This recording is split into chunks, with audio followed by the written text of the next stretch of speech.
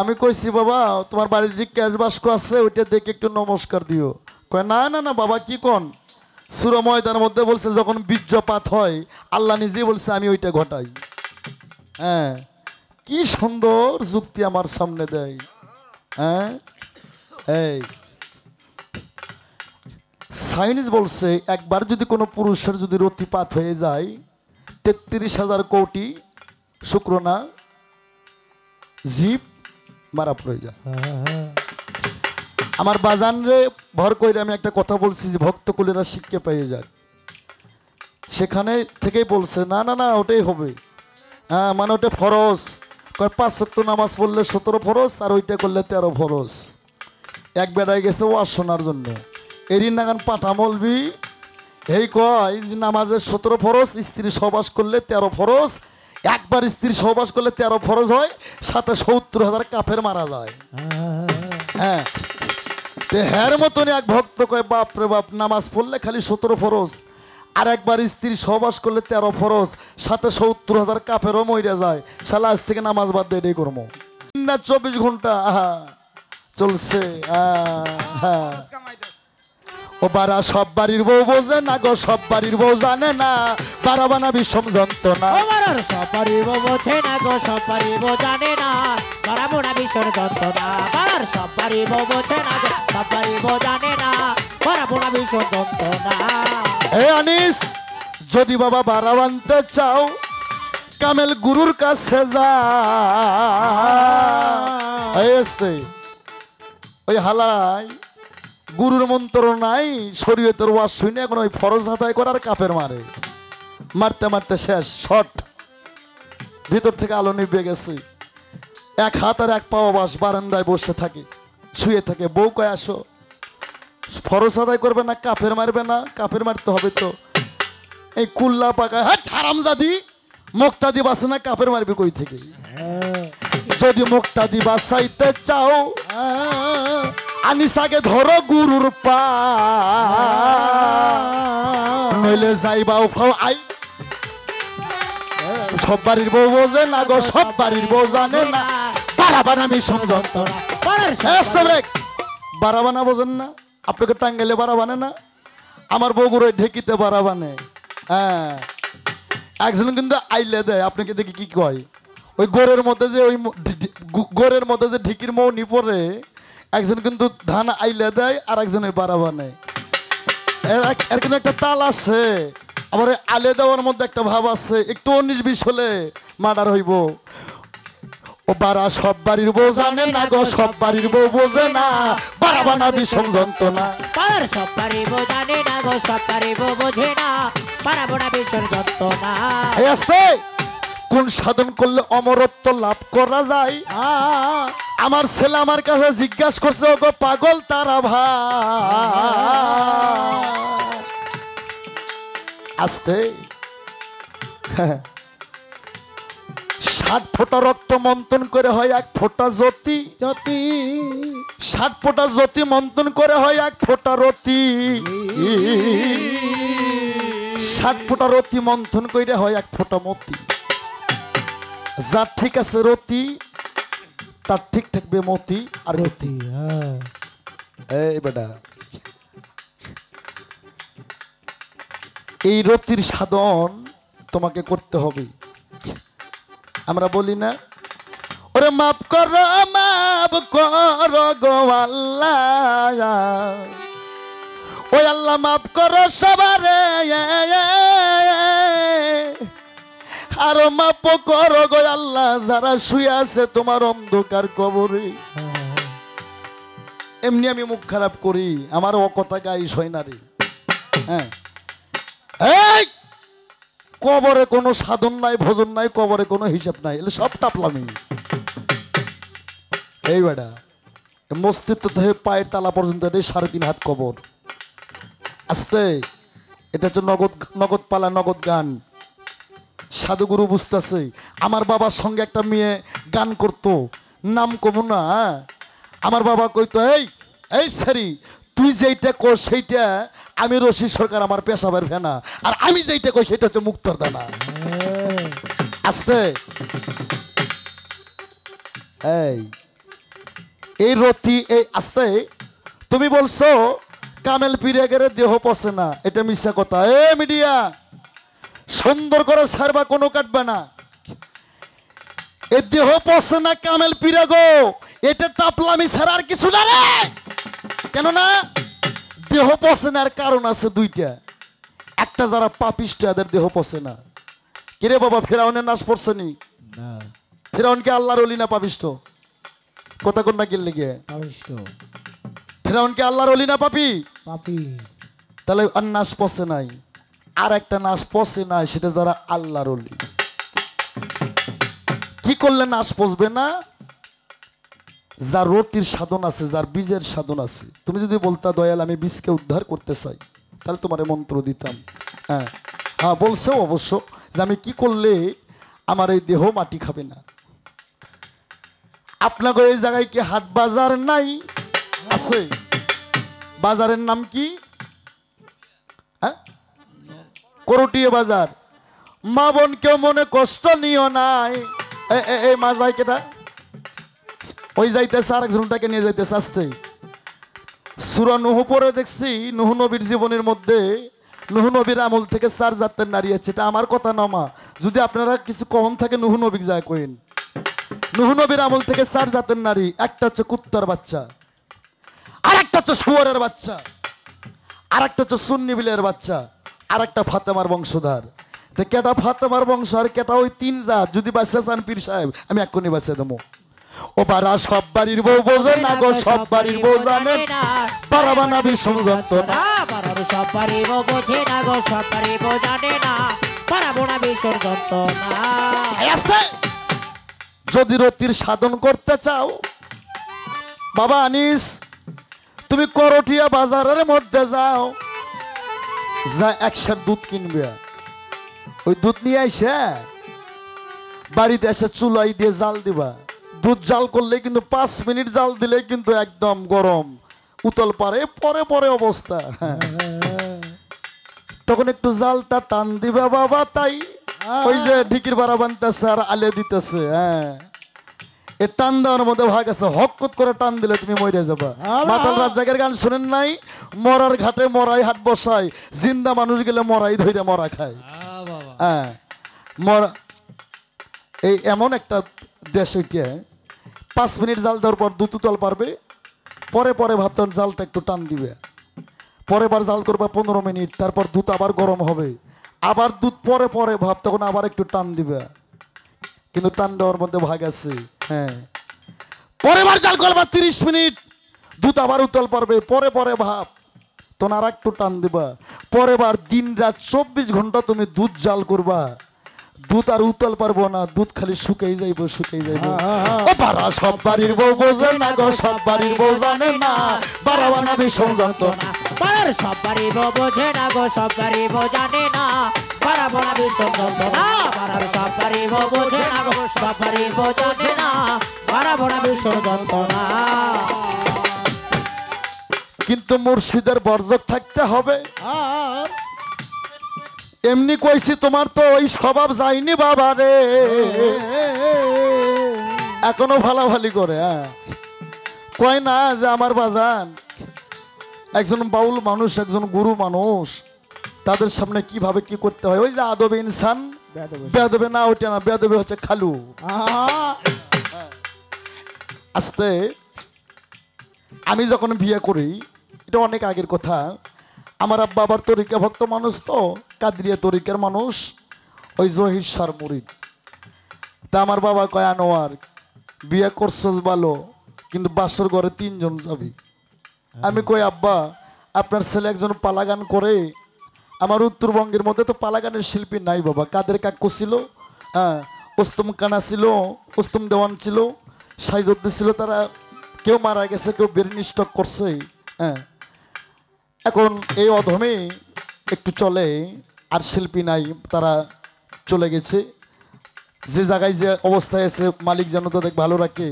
তা আমি কই বাজান, আমি একটা শিল্পী মানুষ, আমি বিয়ে করছি শখ কইরা, আর বাসর ঘরে 3 জন জমো।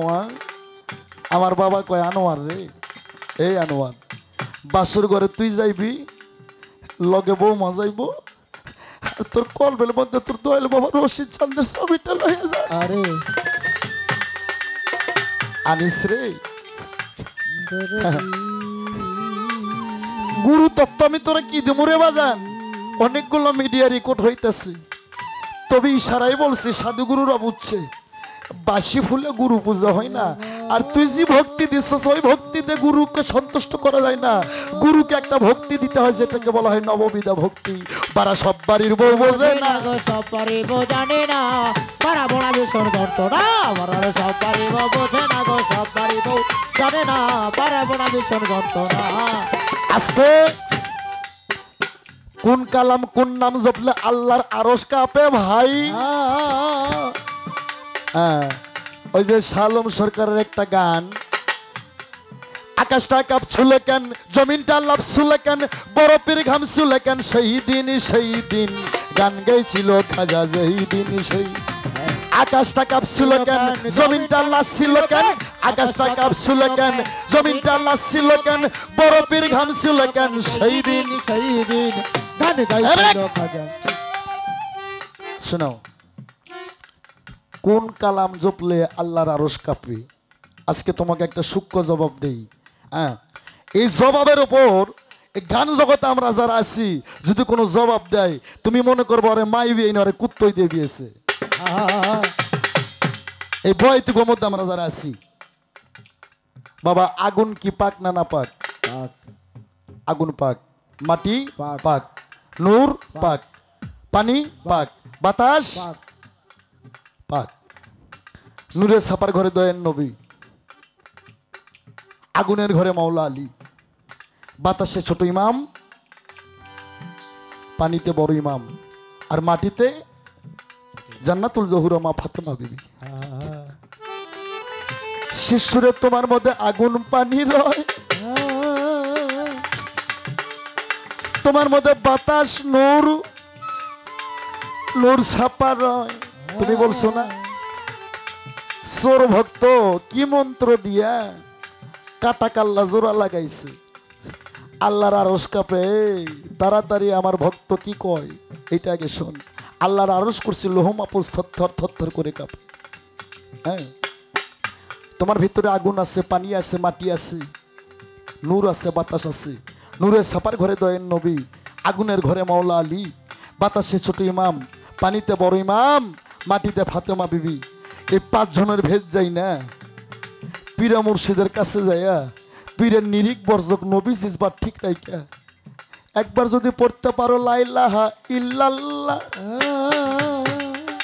তোমার দেহ হইব রে ফানা। তখন তোমার দেহটাই কলেমা হইব, তোমার আর কলেমা মুখে পড়া লাগবে না। ওই ভক্ত যখন একবার এই মুখেই কলেমা পড়বে, আল্লাহর আরশ করছি নহু মাহফুজ থরথর থরথর করে কাঁপবে। ওই ভক্ত মুখ দিয়ে যাহা বলবে তাহাই হবে। আল্লাহ বলবে ফেরেশতা রে, ওই ভক্তর মনের আশা পূর্ণ না করা পর্যন্ত আমি আল্লাহ আমি নিজেও শান্তিতে না।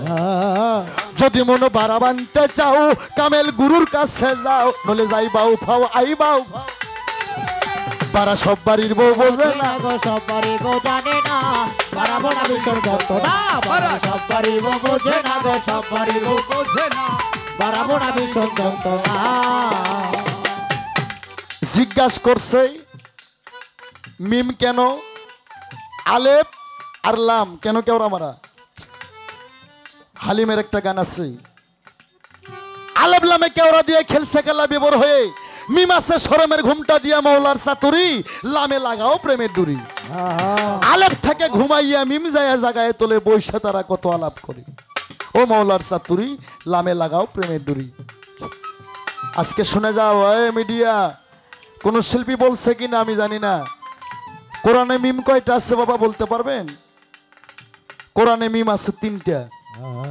একটা আছে খারা মিম, একটা আছে ঘোমটা মিম, ঘোমটা দেওয়া মিম, আর একটা আছে কেওড়া দেওয়া মিম। কেওড়া দেওয়া এই কারণে হয় এই পৃথিবীতে তোমার আমার কেওড়া মারা আছে, শোনো ভক্তটা। এই কোরআনের 30-40টা হরফ দিয়ে একটা মানব দেহ গঠিত সবার জানাই। আস্তে, কোরআনটা মানব মুক্তির সংবিধান। কি বাবা? নবী যখন আল্লাহর সঙ্গে মেরাজ করতে যায়, আল্লাহ কয় বন্ধু তুমি আমার বর্জকের দিকে তাকাও। বর্জকের দিকে তাকালো, কয় চোখটা মুজাও। চোখটা মুজাইলো, কয় চোখটা খোলো। কয় বন্ধু রে তোমার সাথে আমার কত বছর গত হইল? আমার নবী কয় মাবুদ গো আপনার সঙ্গে আমার 27 বছর গত হইল। বলে 27 বছর কতগুলো কথা হইল? আমার নবী কয় 27 বছরে 96,000 কথা হইল। কথাই মানে কালাম। বলে আমি 6 হাতে রাখলাম আর 90,000 নহু মাহফুজে দিলাম। নহু মাহফুজ কোনটা? সৈদির যে নহু মাহফুজ আছে, হীরা পর্বত পাহাড়, তোমার মতন কানা যারা ওইটা বিশ্বাস করে ভাই, সাধকের ভ্যাদ্য তবে ছবিবাদে এইটা তারা বিশ্বাস কয় না ভাই। এই পাগল, নহু মাহফুজটার যার যার মস্তিত্ব, এই মস্তক এটাই নহু মাহফুজ। এই মস্তক হইতে এই মুখ দিয়ে যেতে কথা যেটা বের হয়, বের হওয়ার সঙ্গে সঙ্গে সেটাই কালাম রূপে প্রকাশ পায়। এই জন্য আমার ওয়াজান রশিদ সরকার গান লিখছে, হ্যাঁ, আল্লাহর কোরআন বান্দার উপর, আল্লাহর কোরআন বান্দার উপর, হ্যাঁ, আল্লাহর কোরআন আমার নবীর উপর নাজেল হওয়া শেষ হলো যেদিন আমার নবীজির এলেমের দ্বার খুলিল সেদিন।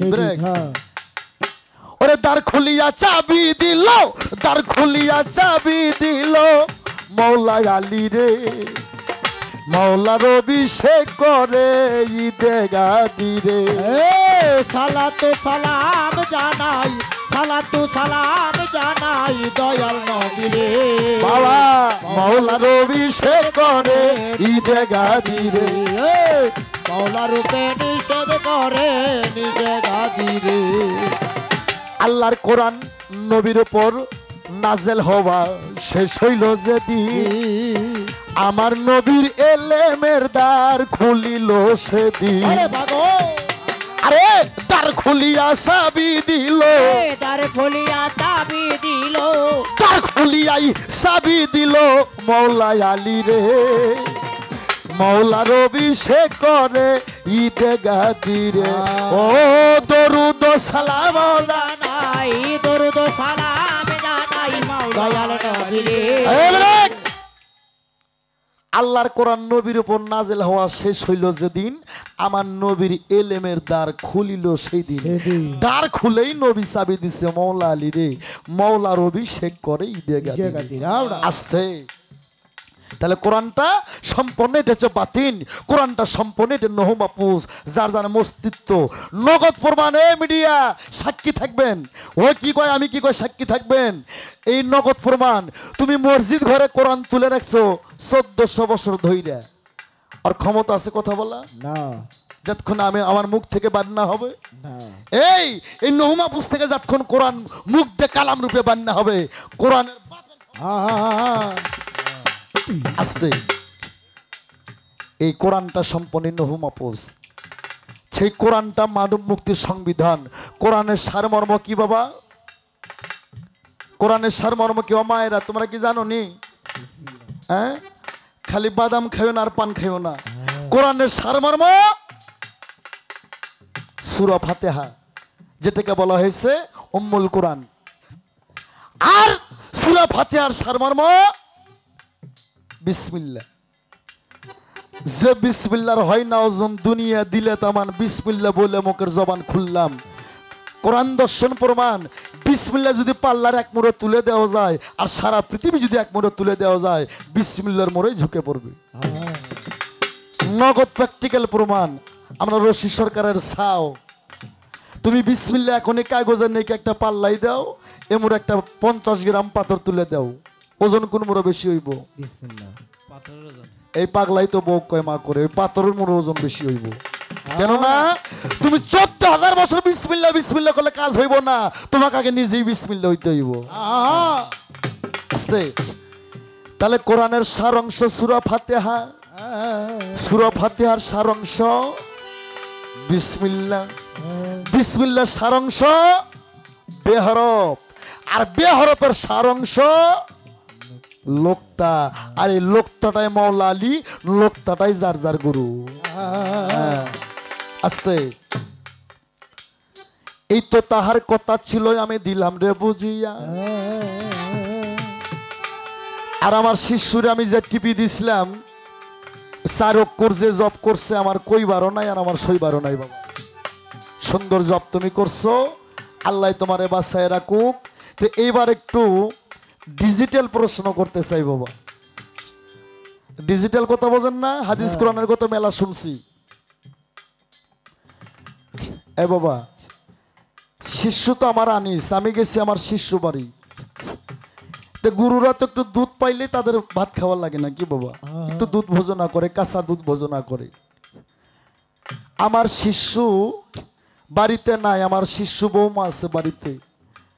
আদেশের গাভীর দুগ্ধ জানলো রে কিনিয়া, কিন্তু আমার একটা নাতি ছেঁড়া আছে ছোট, আর হাত নাই গিয়া আদেশের মধ্যে এক পা পইরা গেছে।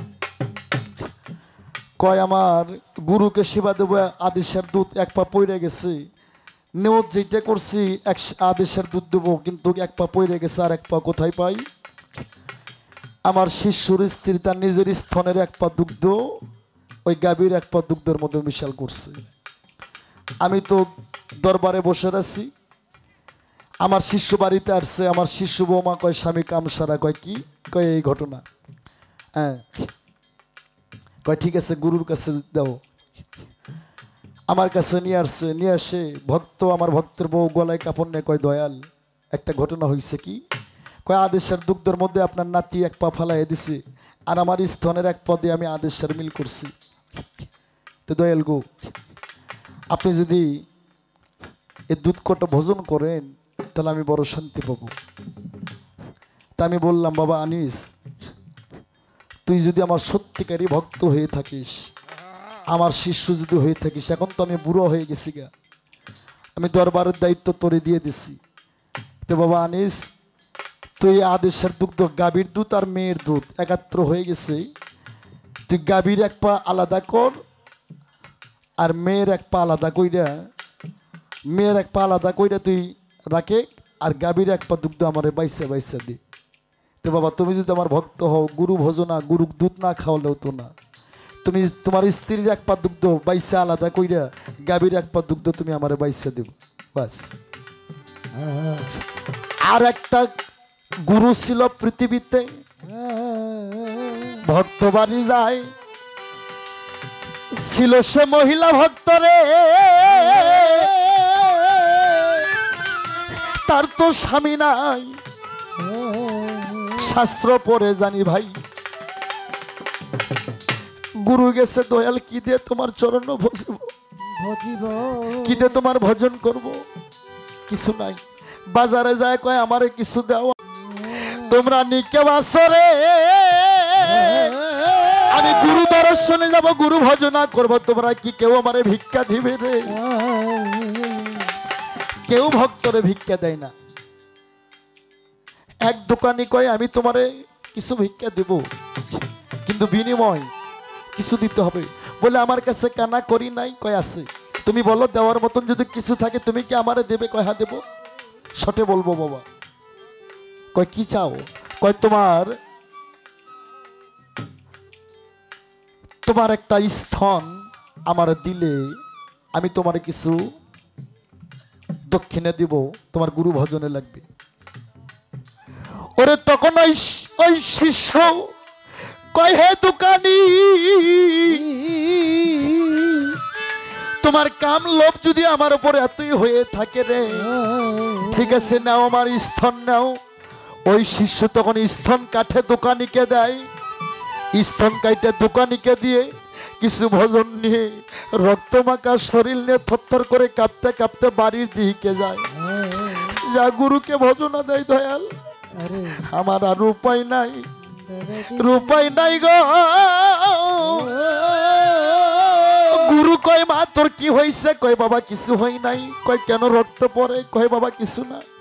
ও আমি বুঝি, তুই তোর নিজের স্তন বাজারে বিক্রি কইরা তুই গুরু ভজন হয় আনছিস, ঠিক আছে।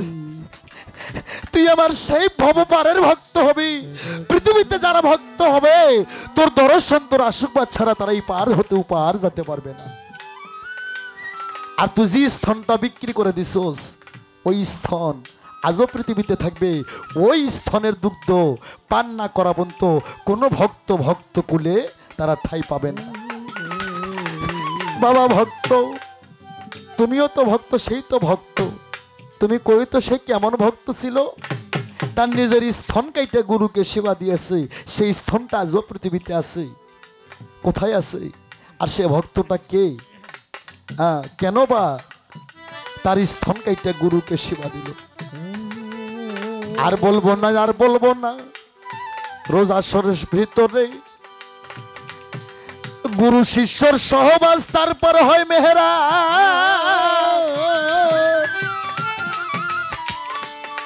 আমি প্রথম বলছিলাম গুরুর কাছে আগে গাবিন হতে হবে। গাবিন ভাষাটা আমার বগুড়াই, ইংলিশে বলে প্রেগনেন্ট, আর আরবিতে বলে হামেল। গুরুর কাছে আগে হামিল হতে হবে। গুরু শিষ্য সহবাস, তারপরে মেহেরাজ। গুরুর সাথে সহবাস কইরা ওই ভক্ত যদি গর্বে সন্তান না নেয়, এই ভক্তের চোদাই না, ভক্ত নামের কলঙ্ক। কুরসির কালো তার দ্বারা গুরু কার্য হবে না। আস্তে গুরু শিষ্য সহবাস কেমন বস্তু বাবা? আমার কামিরুল চিশতি, আমার রহি সাধু, গুরুর জিহ্বাটার লিঙ্গ রে, শিষ্যুর কর্ণটা হয় জুনি রে। মুরিদ মানে মরা, বায়াত মানে বিক্রি। যখন তুমি মুরিদ হইলা, তোমার একটা সবক দিল কি? কালবরু হুসের খুপি আকফা লব সাগুন পানি মাটি বাতাস। কালবে আদম ছবি রুহুতে নুহু ইব্রাহিম ছেড়ে ঈসা নবী, খুপিতে মুসা নবী, আকফাতে দিনের নবী, নফসে আল্লাহ নফসে শয়তান। তারপর গুরুর সঙ্গে তোমাকে পিছালা আলাপ করতে হবে, গুরুর সঙ্গে সহবাস করতে হবে। গুরুর জিহ্বা লিঙ্গ, ভক্তের কর্ণজনী। ওই বীজ মন্ত্র যখন তোমার ভিতরে প্রবেশ করবে, ওই বীজ মন্ত্র তোমার এই নহ মাপুস দিয়ে তোমার পাকস্থলিতে পৌঁছবে।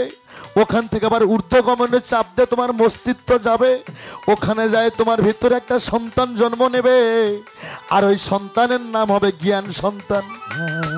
এই জন্য সাধক বলছে, ভক্ত আমার মাতা পিতা, ভক্ত আমার গুরু, ভক্ত আমার নাম রাইকাছে বাঞ্চা কল্পা করু। আস্তে তুমি একটা কথা বলছো, পীরের ক্ষমতা নাই শিষ্য পার করে। এটা পারাপারের কথা, পারাপার তত্ত্বর কথা, পারাপার তত্ত্ব, গুষ্ঠ তত্ত্বর কথা। বাবা ঠিক আছে, একটা শিষ্যই পারে গুরুকে পার করতে পারে। আমার কামিরুল চিশতির 2000 ভক্ত আছে, আমার কামিরুল চিশতি বসে রয়েছে। এই 2000-এর মধ্যে যদি শফিকুল আমার জায়গা ওঠে, শফিকুলের মধ্যে যদি ফুল ফোটে জ্ঞান সন্তান জন্ম নেয়, বাদ বাকি 1999 জন ভক্ত আমি কামিরুল চিশতি সহ আমার শফিকুলের দাউন ধরে পার হতে পার চলে যায়। আস্তে এটা ঠিক আছে বাবা, কিন্তু সেই ভাব মূর্তি আগে তোমার কাছে নিতে হবে। রাত গভীর হইছে, ওমা মাগো, গুরু শিষ্য এমন একটা ভাব মা, মুর্শিদ চরণ অমূল্য রতন, জীবন থাকতে চিনলি না, লোহারে বানাইছে কাঞ্চা সোনা। নারায়ণের এক ভক্ত ছিল, নাম ছিল তার রাধা মাধব। নারায়ণের পরশ পাইয়া পাথর মানুষ হয়ে যায়। রাধা মাধব কয়, প্রভু আমি তোমার নৌকায় পার করবো না কেন? কই আমি গরিব মানুষ, আমি নৌকা চালায় খাই। যার পরশ পাইয়া পাথর মানুষ হয়ে যায়, তোমার ওই চরণ যদি আমার নৌকায় না গে, আমার নৌকোটা যদি মানুষ হয়ে যায়, আমি কি চালাই? আমার জীব খেটি ভাব। নারায়ণ কয়, ঠিক আছে রাধা মাধব, আমি তোর নৌকায় উঠবো, কিন্তু পার রাখবো না, তুই আমারে পার কর। হ্যাঁ প্রভু ঠিক আছে, পার করব, আপনি যেন আমার নৌকায় পার দিন না। নারায়ণ নৌকার মধ্যে বসে পিছাটা দেয়, পাটা জলের মধ্যে বসায় দেয়, পার হতেও পারে যায়। হ্যাঁ নারায়ণ কয়, রাধা মাধব নেই, একবার তোর নৌকায় পা দেয়। কয় না প্রভু, আমার নৌকোটা মানুষ হইলে আমি কি কইরা খাবো? কয় একবার দেই। পাটা যাই একবার দিছে, নৌকোর মধ্যে আগুন জ্বলে গেছে। রাধা মাধব দেখে নৌকো মনে হয় পুরো ছাই হয়ে যায়। দেখে না, আমার প্রভু আমার গুরুর চরণ পরশ পাইয়া তার কাষ্ঠের নৌকা সোনা হয়ে যায়। জানিস রে, গুরু এমন একটা বিষয়বস্তু, গুরু মাতা, গুরু পিতা, গুরু জ্যেষ্ঠ ভাই, তাহার চা অধিক গুরু ভজনের গোসাই। গুরু যদি হয় বেশ্যার নন্দন, খাঁটি ভক্তের জন্য গুরু হয় পতিতার পবন। আস্তে গুরুর পরশ পাইয়া পাতর মানুষ হয়, বনের কাষ্ঠ চন্দন হইয়া যায়, রাধা মাধকে নৌকো স্বর্ণ হইয়া যায়। তোরা বুঝবি না, আজকে একটা গ্যারান্টি দেই, আমি চ্যালেঞ্জ করে দেই। বাবা শোনো, বাংলাদেশে অনেক পীর মুর্শিদের আবির্ভাব। আমার বাবা রশিদ সরকার যদি মানিকগঞ্জে তার জন্ম না হতো, কি বাবা কামিরুল চিশতি তরিক মানুষ বুঝতো, কিন্তু এভাবে বুক খুলে বলার সাহস হইতো না।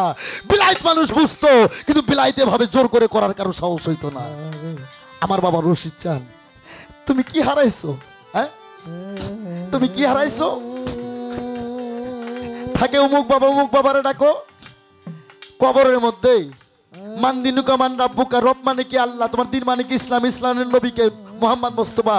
আর আমি আনোয়ার সরকার পাগল তারা যদি জিজ্ঞেস করে রব মানে কি আল্লাহ, তোমার দিন মানে কি তার নবীকে, তখন আমি কই হযরত মুহাম্মদ মুস্তাফা সাল্লাল্লাহু আলাইহি সাল্লাম। হ্যাঁ, তুমি গুরু ধন বোঝো না বাবা। সেই রশিদ সরকার বাবা 2 মিনিট একটু ভাব করতো গায়ে মরি। আমার বাবার একটা মেয়ে ছিল, নাম ছিল তার শিউলি। কি তারা ভাই, অনেকবার ওই দরবারে গেছে আমার তারা ভাই। ওমা একটা কথা কই মা, যার মুখটা খারাপ তার দেহটা খারাপ না মা। দেখা চোখে দেখলে খারাপই লাগে, কিন্তু খারাপ মানুষ যে কত ভালো রে মা, আমরা বুঝি না। বাবা তখন গান করে টাঙ্গাইল থানাপাড়া, তখন আমি ছোট মানুষ। বাবার ওই শিউলি নামে মেয়েটা ছোট, আজিমপুরের মাতবরের পোলা, তার ঢেল দিয়ে ইট দিয়ে এমন জায়গায় আঘাত করছে, সে মেয়েটা মারা গেছে। হাদিস কুরসি প্রমাণ আছে, মেয়েদের দয়া বেশি বাবার ওপর, আর ছেলে সন্তানের দয়া বেশি মার ওপর। আমার বাবা রশিদ চান তুলা চান্দের পর যদি কাউরে ভালোবাসতো, ওই মেয়েটারে ভালোবাসতো। আমার পাগল তারা ভাই জানে, আমার অনেক গুরু ভাইরা জানে। মেয়েটা যখন মইরা যায়, বাবা গান থেকে আসে, আমার বাবা মেয়েরা ডাক দেয়, কিন্তু মেয়ে আসে না। বাবার কিছু ভালো লাগে না।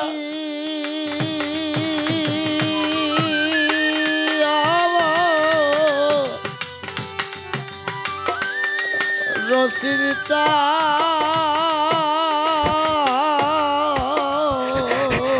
আস্তে আস্তে কানা ঘুষা পাইয়া বাবার কানে গেল, কয়েক গ্রামের মাতবর আপনার মাইয়ারে মাইরে হালাইছে। বাবা মামলা করে না।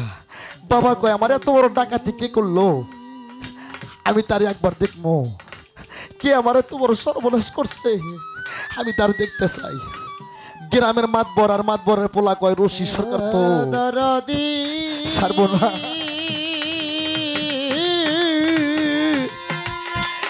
বাজান রে বাজানো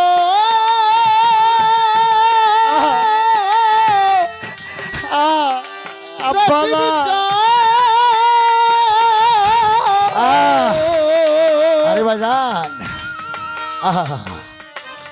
দরদি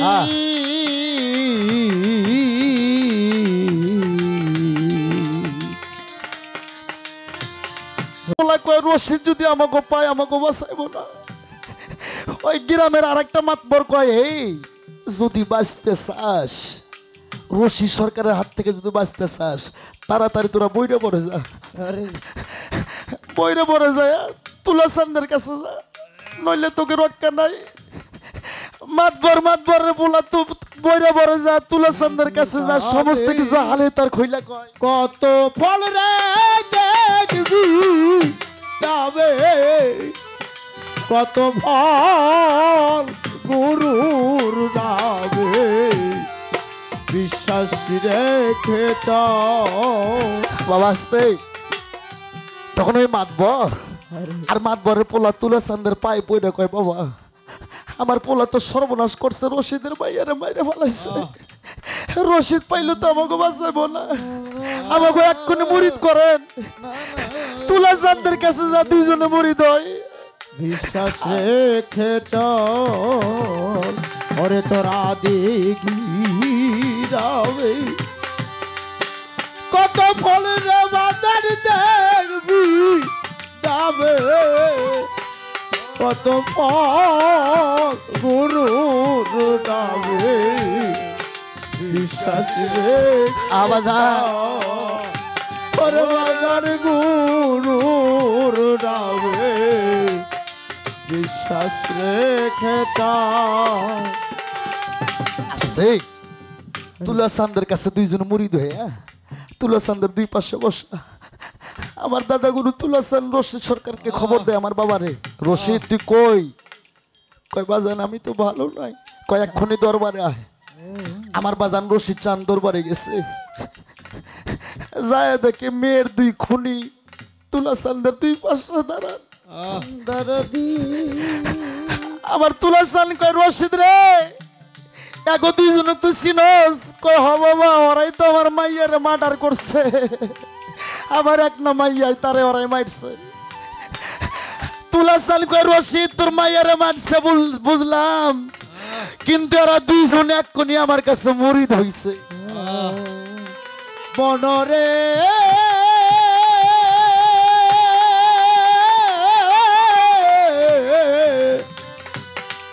লোভিব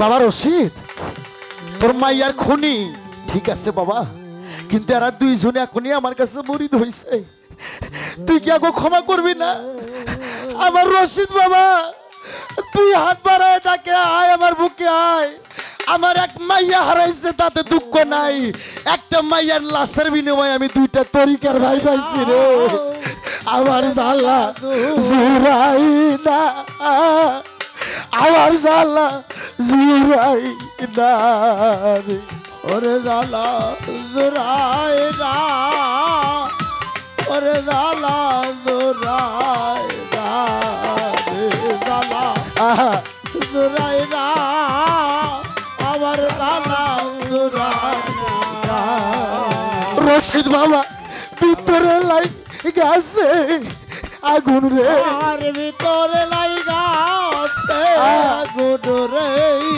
ভিতরে লাই গেছে আগুন রে আমার জালা জুরাই ইরা ওরে জালা জুরাই না রে জালা জুরাই না ওরে জালা জুরাই না শিশুকালের ভালো বাসারে শিশুকালে ভালো বাসারে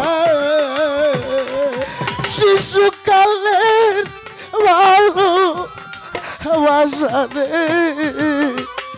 রশিদ বাবা কেমনে গেছাও ভুলে রে আমার জালা জুরাই না আমার জালা জুরাই রে জালা জুরাই না ওরে জালা জুরাই না ওরে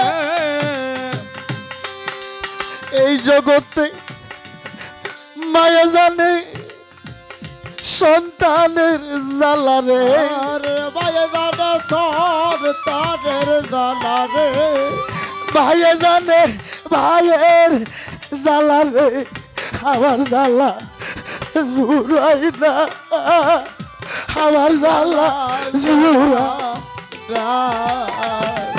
জালা জুরাই না আমার জালা জুরাই না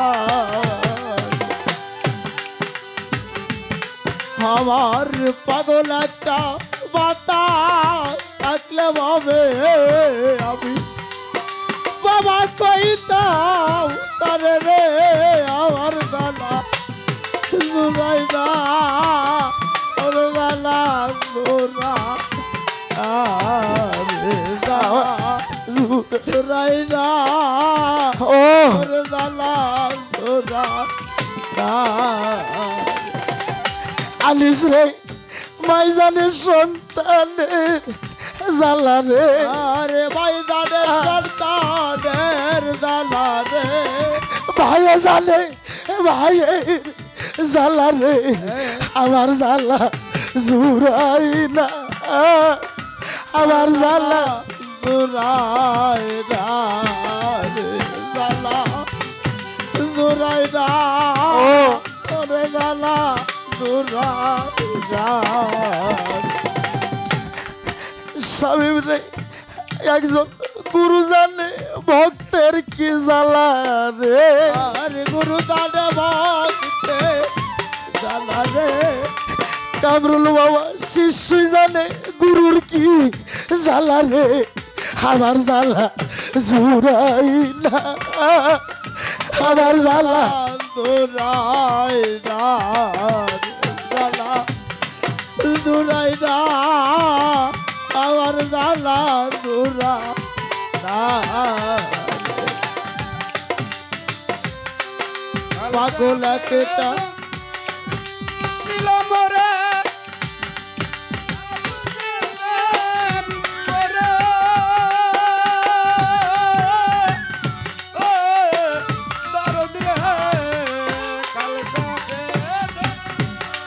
বাজান আব্বা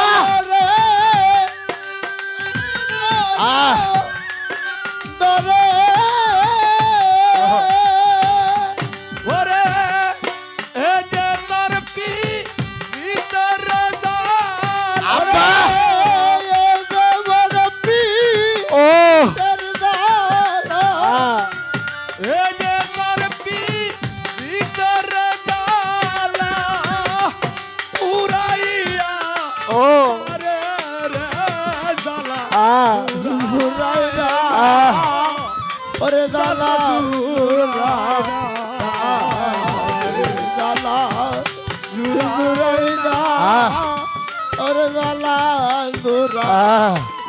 বাবা আমার তুলা চান কই রশিদ রে তুই মেয়ের খুনি কি তুই ক্ষমা করলি তরিকের ভাই মনে কই দে তোর মতন আসে কেউ হবে না বাংলার জমিনে রে তুই একটা মেয়েকে হারায় দুইটা তরিকের ভাইকে বুকের মধ্যে নিলি যা তুই একটা মানিক হারাইছিস তোর ঘরে দুইটা মানিক আমি তুলা চান দেব তারপর দুইটা সন্তান একটা ছেলে আর একটা মেয়ে একটা গদিনী শীত আমার বাসার চান আর একটা মেয়ে বাবা আনিস রে গুরু ধন তুই বুঝবি না রে এটা আমার রশিদ ভাই বোঝে তাই দয়াল আজ 30টা বছর ধরে গান করি দয়াল অনেক মুখ দেখি তোর ওই বদন ভরা মুখ আমি দেখি না আমার তরিকার ভাইরে বুকে নিয়ে একটুখানি অনুভব দূর করি আমার বাজার তাই সেদিকে লক্ষ্য করে আমার একটা গান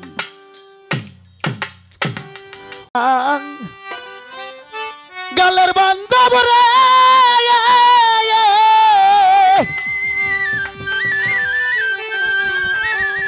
ও কামিরুল সিস্তি আজ ভক্তের এই জগতে কে আছে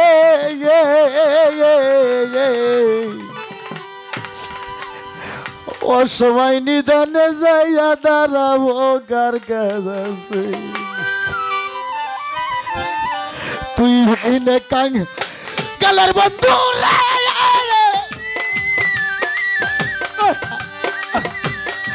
রশিদ বাবা এই জগতে কে আছে